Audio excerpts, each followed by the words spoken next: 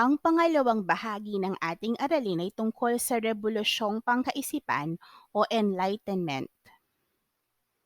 Kung ang rebolusyong siyentipiko ay tungkol sa paghamon sa mga makalumang paniniwala sa pamamagitan ng pagtatanong at pangangatwiran, ang Enlightenment naman ay ang paggamit ng prinsipyo ng pangangatwiran at paraang siyentipiko sa lahat ng aspeto ng lipunan.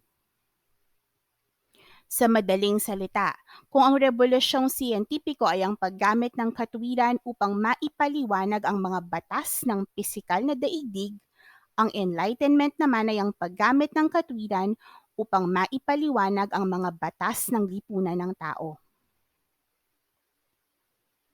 Noong rebolusyong siyentipiko, ang mga tanong ay kung ano ba ang sentro ng sansinukob o kung aling bahagi ng katawan ng tao ang nagpapadaloy sa dugo. Samantalang ang mga pilosopo naman ng Enlightenment ay nagtanong kung ano ang mga karapatan ng tao. Sino ang dapat mabigyan ng karapatan? Ano ang ating obligasyon sa isa't isa? Ano ang papel ng pamahalaan? At sino ang may karapatang mamuno? Sa makatwid, ang Enlightenment o rebolusyong pangkaisipan ay ang panahon kung kailan ginamit ng tao ang mga kaalaman mula sa agham upang umunlad ang kabuhayan, politika, relihiyon at edukasyon. Ngayon kilalanin natin ang mga taong namuno sa rebolusyong ito. Si Thomas Hobbes ang may akda ng Leviathan. Siya ay nagsabing ang tao ay likas ang kaguluhan. Kaya kailangan ng absolutong pinuno upang magkaroon ng kaayusan sa lipunan. Ayon naman kay John Locke, ang bawat tao ay isinilang na tabula rasa o may blankong isipan.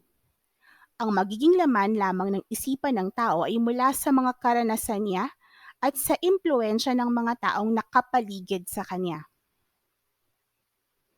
Ayon pa kay Locke, ang tao ay may karapatang mga tuwiran, may mataas na moral at mayroong mga natural na karapatan ukol sa buhay, kalayaan at pag-aari. Mahalaga ring tandaan na ang Deklarasyon ng Kalayaan ni Thomas Jefferson ay mula sa mga ideya ni John Locke. Ang paghahati ng kapangyarihan ng pamahalaan ay isinulong naman ni Baron de Montesquieu. Dapat daw hatiin sa tatlong sangay ang pamahalaan. Ang mga sangay na ito ay dapat na pantay-pantay at may kakayahang kontrolin at limitahan ang kapangyarihan ng bawat isa. Sa ganitong paraan, maiiwasan ang labis na paglakas ng isang sangay ng pamahalaan na maaaring magresulta sa pagmamalabis. Ang tatlong sangay ng pamahalaan ay binubuo ng tagapagpaganap o ehekutibo, ang nagpapatupad ng mga batas. Ang tagapagbatas o lehislatura ang bumubuo ng mga batas at tagapaghukom o hudikatura ang naglilitis at nagpapasya sa mga kaso. Ang mga sulatin ni Montesquieu ay ginawang pamantayan ng mga Amerikano sa pagbuo nila ng kanilang saligang batas. Si François-Marie Arouet o mas kilala bilang Voltaire ay itinuturing na pinakadakilang pilosopo ng Enlightenment. Isinulong niya ang kalayaan ng bawat tao na magpahayag ng kanyang saloobin o freedom of speech.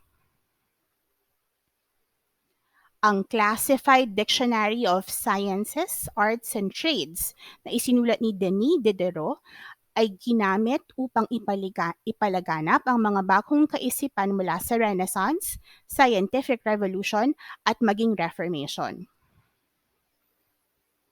Nagamit din ito upang labanan ang mga paniniwalang pangrelihiyon at mga makalumang kaisipan. Ang mga encyclopedia ni Diderot ay nabasa at ipinagbili sa mga doktor, pari, guro at mga abogado. Isinulong naman ng ama ng modernong economics na si Adam Smith ang paniniwala na hindi dapat makialamang pamahalaan sa mga gawaing pang-ekonomiko ng isang bansa. Ang paniniwalang ito ay tinatawag na laissez-faire. Ayon naman kay Cesare Beccaria, ang sistema ng paghahatol sa mga krimen ay dapat nakatuon sa rehabilitasyon ng mga lumabag sa batas, hindi sa pagpaparusa sa mga ito.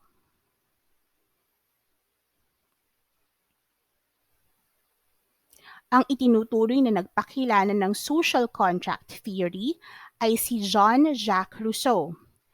Ayon sa teoryang ito, obligasyon ng pamahalaan ay na pangalagaan at pagsilbihan ng mga mamamayan. Ang mga mamamayan naman ay may obligasyon na magbigay ng serbisyo at buwis sa pamahalaan. Kailangan din nilang sumunod sa mga batas na ipinatutupad ng pamahalaan. Kapag lumabag sa kontrata ang mga mamamayan, maaari siyang parusahan ayon sa batas ng pamahalaan.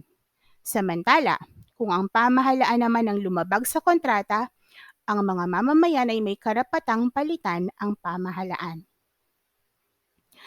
At dito nagtatapos ang part 2 natin. Ang part 3 ay sa susunod na video.